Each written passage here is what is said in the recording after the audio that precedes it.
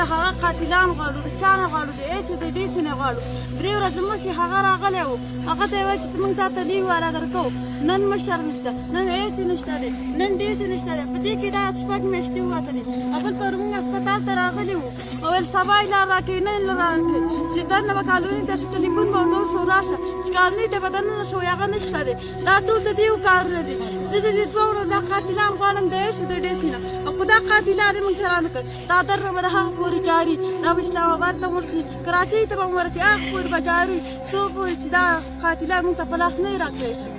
دا قاتلان موږ د هغه پورې دا در به د هغه پورې جاري دا مړی موږ نه چوکو چې دا قاتلان موږ ته په لاس راکړي ایسي دې نه کړي ډیسي دې کړي دا ټول د دغه 2 کارونه وو کله به چې کالونۍ ته راغلی دغه به ورته باندې کولې دا 7 میاشتې وشوې دې ته 7 میاشتې مخکې بند خروج شوی دا له موږ لیو والا درکوو دې نه به دا لیو والا کله